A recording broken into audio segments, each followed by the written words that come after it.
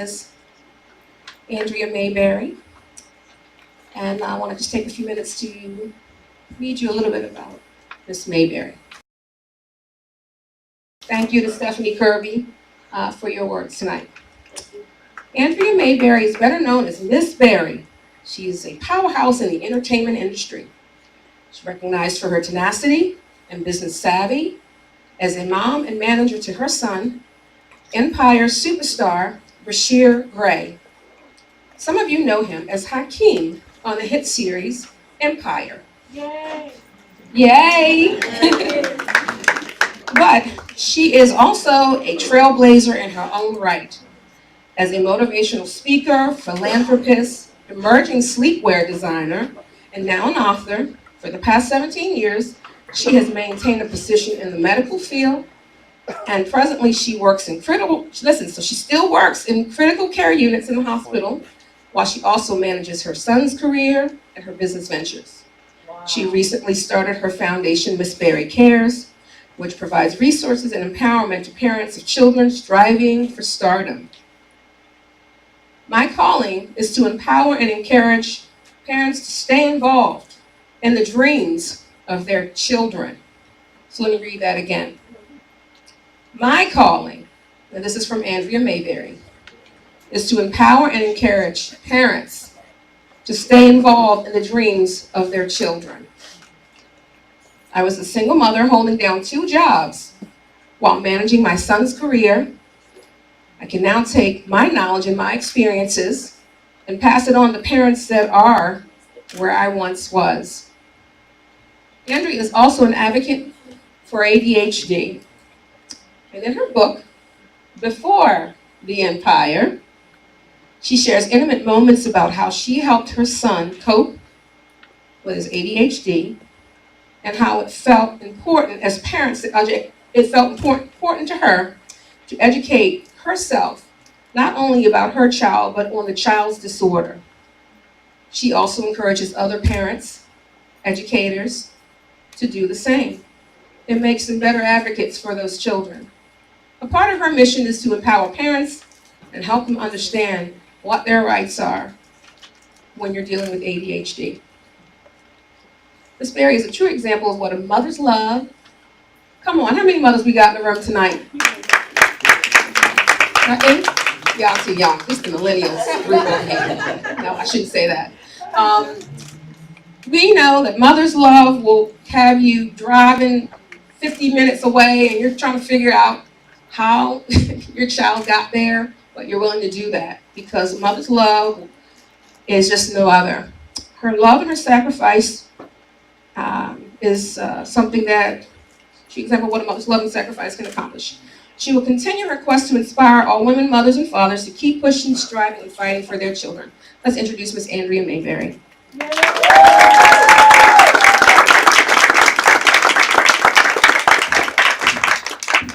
Thank you so much, Janice, for having me here today. I'm just so honored to be here. I wouldn't want to be anywhere else but here. I love you dearly. I love your work, everything that you're doing. You are doing a fabulous job. And I can't wait to partner up with you with other projects that we're going to be doing. So I came here to talk about something else, but this is just on my heart. First, I just have to let you all know that I'm a child of God. I'm very spiritual, and I had something else planned, but this is just on my heart. And I know that there are some parents in here. I see a lot of children in here. But I want to speak about parents just being there for their children, educating yourself on whatever your child is going through. I'm just asking the parents to step up and just be there for their children. Because with all that's going on in this world and what we see is going on, mental health is there. And I went through a lot of things when my son was diagnosed with ADHD. He was diagnosed with ADHD and oppositional defiant disorder and a few other things that comes with it. And because I was a young single mom I already have a daughter who was 2 years at the time when he was born, I was that parent to say, No, not him. He was under 5. How can you tell if he's ADHD, or how can you tell if it's not terrible twos? So I went through the phase of not believing it, but he just got worse and worse and worse. And because I didn't educate myself, they were calling me all the time. Like I said, he was just getting worse and worse and worse. So I got on my hands and knees one day and I just prayed to God and I just asked the Lord to give me wisdom. I didn't ask him to educate me. I asked for wisdom, because with wisdom, everything else was going to fall into play. And even when I was struggling, I didn't ask for food or water, or shelter. I asked for wisdom, because if I had wisdom, it was going to teach me how to legally get the things I need to do for me and my children. So I got on my hands and knees and I prayed to God and I said, Lord, I don't know what I'm doing wrong, or what can I do to help my child. These people saying he has ADHD. I don't know what that is. They telling lies. He don't have no ADHD. He just bad. That's what I said. I'm 21, 22, 23, around that age. I don't know. I don't believe them. I'm thinking they just picking on him. Oh, y'all just picking on him, because he's active. But it got worse and worse. I was working 2 jobs, a single mom. I wasn't able to work. They was calling me all the time at work. I thought I was going to lose my job.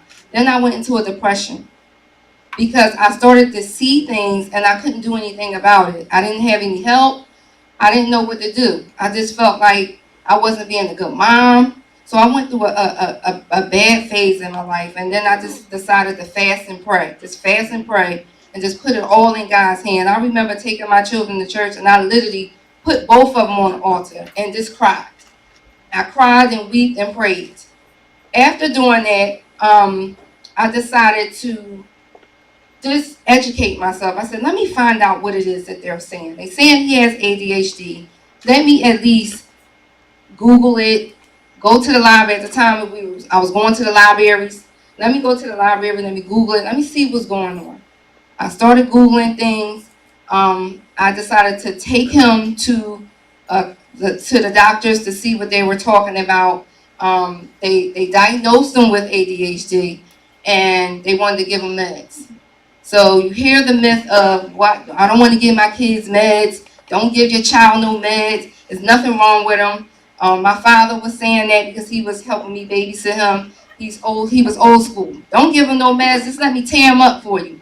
And every time he tear him up, he would come back worse. So I'm like, well, that's not doing nothing. So I educated myself and I figured out that I needed to do more things to get other people on board. So if you do not educate yourself, then you do not know how to help your child. It doesn't matter if it's medical driven or school driven. And this is all the things I speak about in my book. And this is one of the reasons why I wrote my book, but I had to wait a couple years because my son was not happy about his disorder. So I had to wait until he started talking about it to other children. He was doing charity work and things of that nature. And so once he started talking about it, then I knew it was okay for me to write about it. Because he's dealing with the children, so I felt like I need to deal with the parents. So once I did all of that, I was able to get the school on board, put him in a school where as though he will go to a school where they specialize with children with ADHD. And that took some of the pressure off of me because they wasn't calling me every 5 minutes.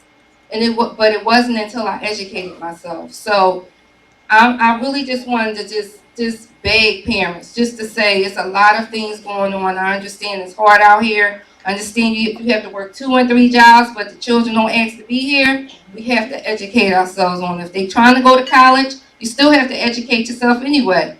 Because how you know which college is the best college for your child? I took 20-something more credits than I needed because I didn't know. Nobody ever taught me, what I needed to do for the school. So I'm saying it doesn't matter whatever it is. You still need to educate yourself and just be there. Just be there and be supportive. Support your neighbors. What happened to the generation where the neighbors, everybody stick together? Everybody is on their own now. Now you're seeing shootings and killings and everything else because nobody is sticking together. Relationships is everything. Just like Janice said, it doesn't matter. And your friendships and your relationships and your business. I met Janice through someone else.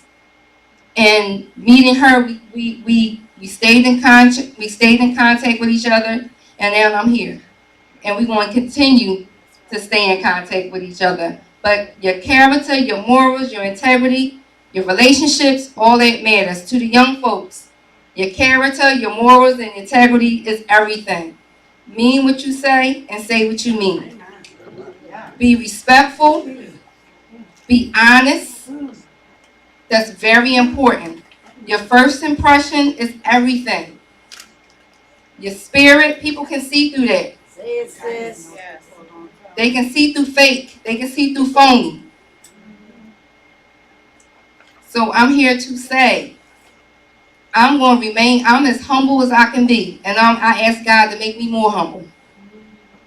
Because your relationships is everything. It's not always about money. At all. I do things for charity all the time.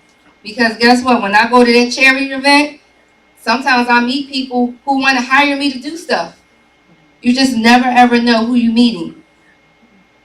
So I just want to thank everyone, for being here. I just want to thank you so much. I love you to death, Janice. Thank all of y'all for all your support of Empire. If you watch it, if you talk about it, if you don't talk about it, thank you. I just want to thank you all for your support and thank you for having me here. Enjoy your evening. And please don't forget what I say, parents. Please, our children need us. Our children need us. And don't think because my son is where he is, his ADHD went away. No. No, it magnified. I stay on my hands and knees praying to God. I pray for coverings. I ask, the first thing I say when people say, oh, your son is so handsome. No, pray for him. Pray for him. Keep him covered in the word of Jesus. Please, cover him. There's a lot going on right now. So keep us covered. Keep us in your prayers. Stick by your children. Your character, your morals, and your integrity. You and I talked. Keep that intact. And whatever your religion is, you stay on that first. I always put God first. Thank you.